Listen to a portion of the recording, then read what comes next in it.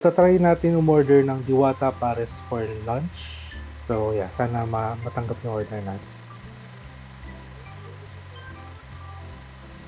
Sobrang taas na expectations dun sa pagkain.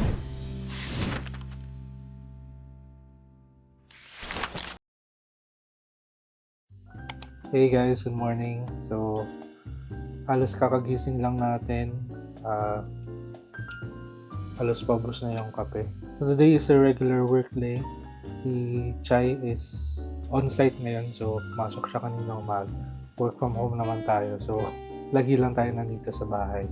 So, usually yung work starts mga 9, 9:30. So, ngayon, nag-chill lang tayo ng konti bago umarap sa laptop for the rest of the day. Pero, naisipan ko mag-vlog today kasi a couple of days ago, may nakita akong app online.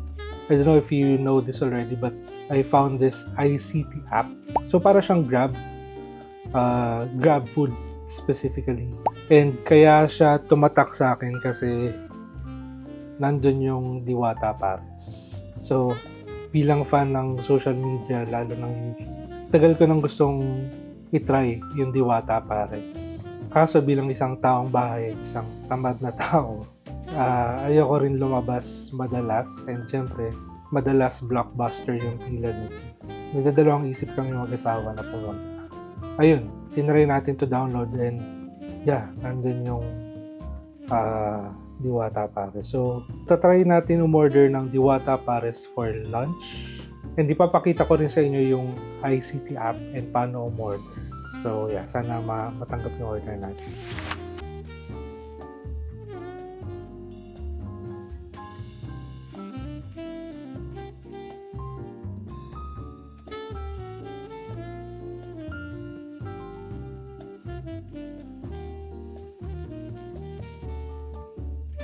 Pero wag like, gawin mo siyang in tranches. Hindi siya isang bagsakan para maybe one video per week. Yeah.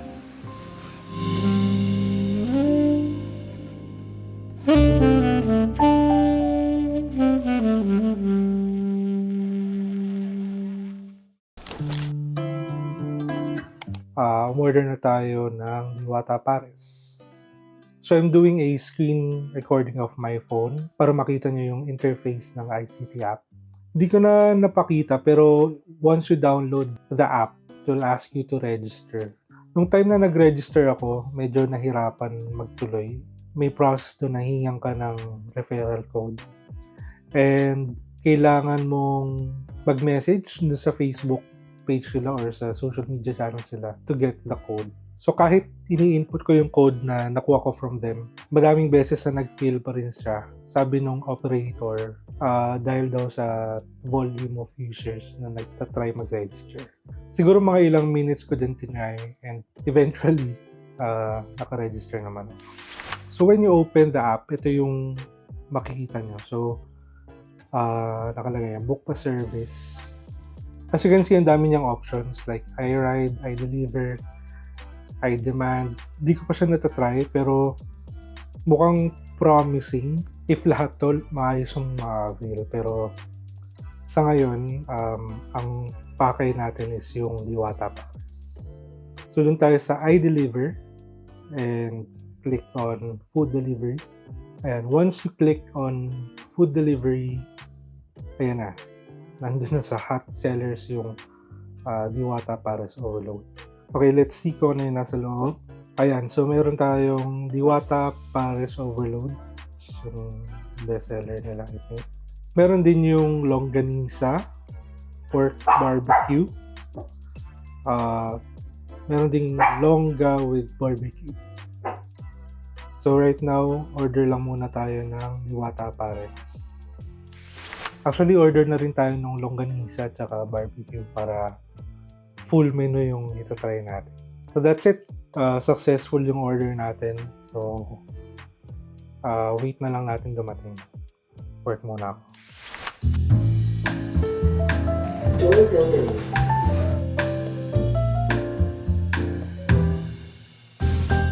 Delivery po. Smartphone. Sakto.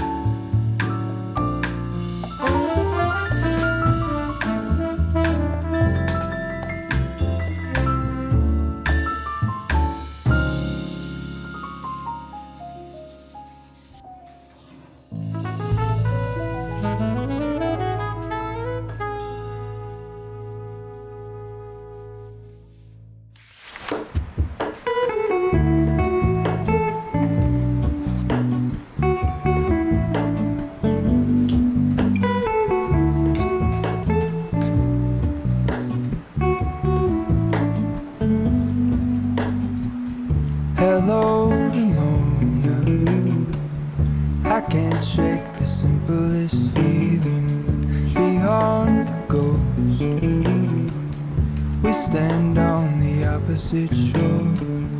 Hello, Mona. I reach through mysterious ceilings, my only hope. I look for the things I don't know.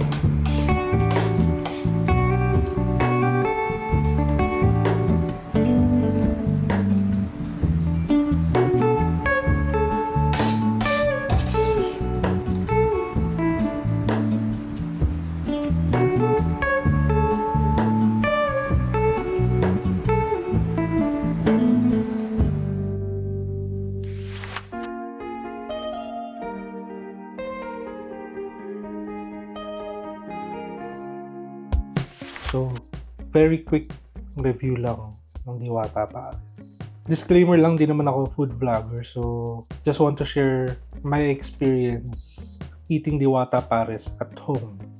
First impression, masarap siya. Siya yung tipo ng pares na gusto ko na hindi matamis. So, very, very savory yung profile niya. In terms of dun sa pagka-overload niya, yung in-order ko merong lechong kawale and chicharong bulaklak. So, wala siyang beef.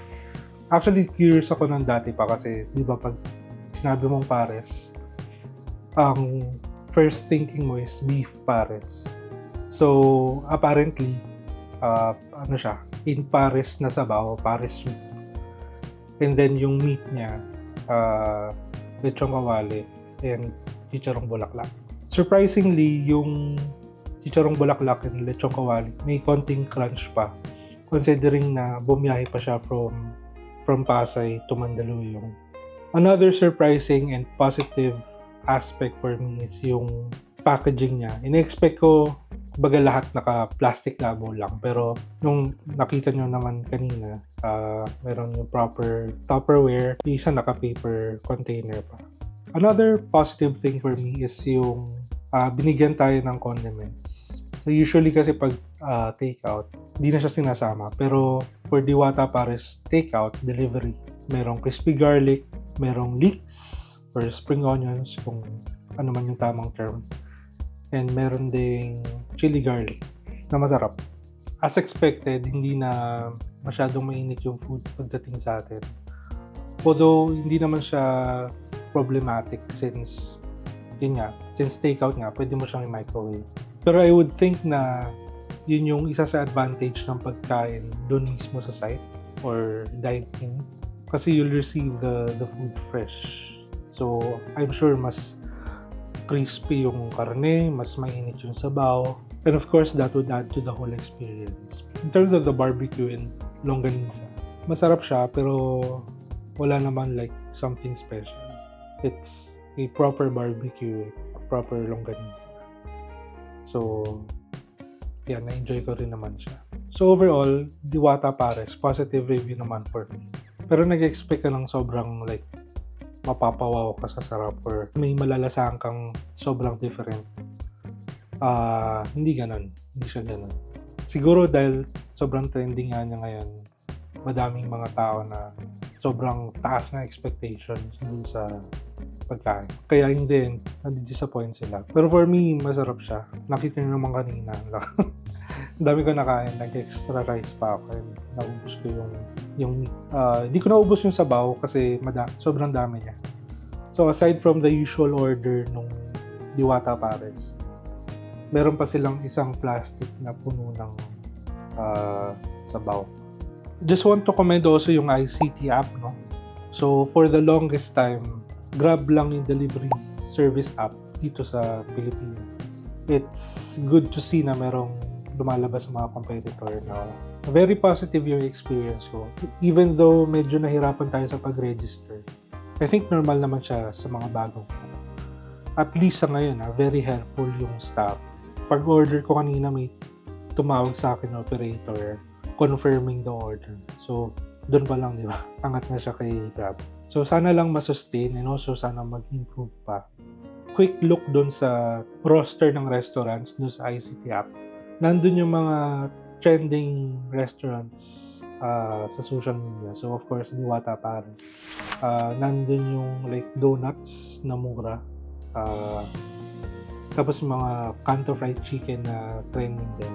So I think that's it for this vlog. Gusto ko lang talaga i-share yung experience sa inyo and pakita kung positive or negative experience yung delivery for Diwata Pares. And in general, positive siya. I would recommend using the ICT app and ordering not only Diwata Pares but also the other local restaurants there. So that's it. Thank you for watching and see you on the next vlog.